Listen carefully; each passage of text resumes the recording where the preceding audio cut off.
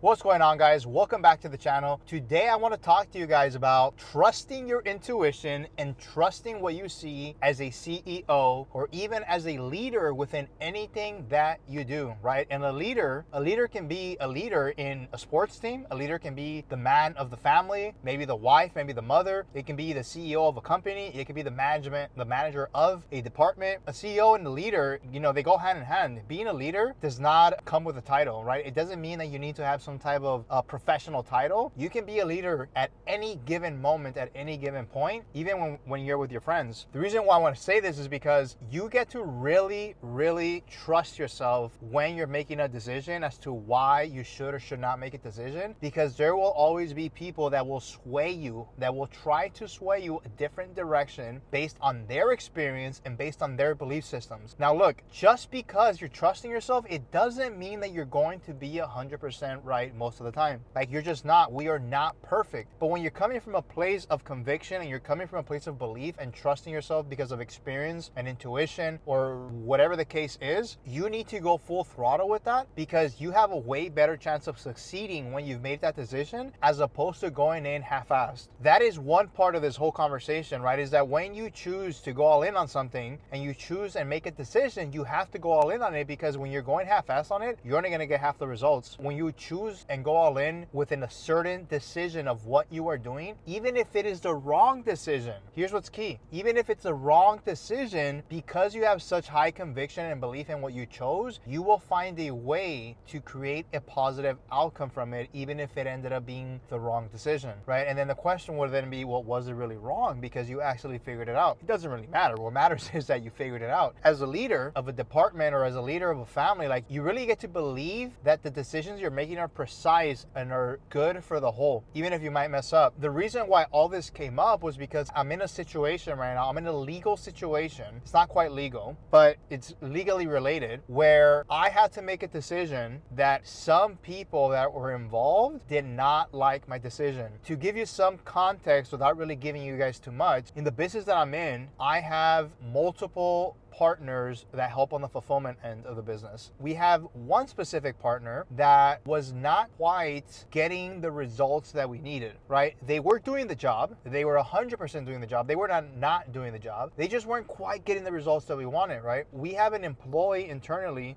Their job, their sole job, is to make sure that the client succeed, that the client is happy, that the client has the information that they need, that the client leaves us a positive review, client gives us a testimonial, where the client does not do any legal ramifications to get their money back, like they're unhappy, right? Their sole job is to make sure the client is happy, whatever it takes. They deal with a lot of hand-holding and emotional management, both on the customer side, but also on the fulfillment side, right? It's asking the right questions on the fulfillment side to figure out what's going on so that they can relate the right information back to the client. We had a situation these last few months where we have a ton of clients with this specific partner. And over the last probably 3 to 6 months, things are not moving the way they used to move in terms of revenue, in terms of fulfillment, in terms of profit, etc. They're still moving, just not at the pace that they used to move. This employee of mine was like, you know what, like, we have to do whatever it takes at all costs, to save the client, to do this, because so-and-so is not doing X, Y, and Z. They're screwing us over. They're screwing the clients over. Like, they had a fair case in what they're believing in and what they're thinking. Like, when you spread out all the facts and you look at the data, it's like, okay, this looks a little questionable. This definitely looks questionable, but nothing is guaranteed, and it's not definite, flawless, 100% accurate data that shows this is 100% happening. It seems like it, but we don't really know for a fact. And we've had such a long history of working with these people that I'm like, there's just no way that this happened maliciously in the way that it happened. Like, it just does not make any freaking sense. Like, I do not believe it. My employee was basically pushing this idea that maybe we should set up lawsuits, maybe we should try and help the client, maybe we should just post it, maybe we should, like, just in the way they were coming about it was very combative. Not about the ideas that they had, not about like all these different things. Like, it's not really what matters, right? What I'm trying to get you guys to see here is that they were coming from a very combative place, as if like it has to be this way because of XYZ reason. And they had such high conviction, which is crazy, because this employee is like one of my best employees. I tend to believe them most of the time when they come with this information, because not only do they do their job really well, but they also tend to have high conviction in what they say. We're in this situation now where I'm like, I see what you're pointing out here. I see why you believe this, but at the same time, time, we can't go this approach because this approach or this strategy or going this, this direction can potentially end up hurting everybody a lot more than if we take this direction. This direction was really the direction that I wanted to take, which was like, we got to keep things calm. We got to maintain the clients, keep them happy, give them as much information as they need, let them know that there's solutions, tell them to know what's happening. At the same time, while our fulfillment partner keeps doing the exact same thing, and we need to give our fulfillment partners the time to pivot and fix what they need to fix if there's anything to fix. I decided to take that approach because at the end of the day, my approach, I believe that if it works out, everybody ends up winning. Like everybody ends up winning. Like there is always a potential for a solution in this direction. Whereas on this side, it was very like my way or the highway, and it has to be this way because we have to protect the client. But by protecting the client and doing that method will actually end up hurting a lot more people along the ways. Maybe the fulfillment partner, maybe us, maybe the client as well. Like it just gets very, very, very messy. Why would I want to create a bigger mess if there's already a slight mess, right? And that's really our job as a CEO and our job as a leader. There's going to be issues everywhere all the time. That's never going to go away. It's never going to go away, right? But can you do a well enough job to handle people's emotions, handle your own emotions, be able to stay present to what's happening and not letting your emotions cloud you, and be able to lead your employees, be able to lead your clients, be able to lead your partners, be able to lead your friends, be able to lead your family members, right? If this one direction is going to create more chaos and there's already a little bit of like scruff happening there, like why would you want to create more? It's our job as a leader to figure out how can we take this issue right here, this issue that there seems to be some problems, and how can we improve it? Not dismantle it and then just make it worse and absolutely destroy it. But what can we do to at least maintain it and not let it get worse or slightly improve it? I ended up hiring an attorney, and I was like, you know what? Like we got to throw all the facts at you. This is what's happening. I don't know what I'm looking for. I don't know what I want. I think I more so just want to hear what are the options. I want to see if I'm hearing what I'm hearing, if I'm hearing correctly, if there's anything that I'm missing. Am I taking the right approach with like taking this neutrally, right? Because I feel like neutrally will actually end up working better for the whole. I had this long hour conversation with the attorney. They looked at all the information, threw at them all the information that we had. They looked at contracts, looked at all this. At the end of the day,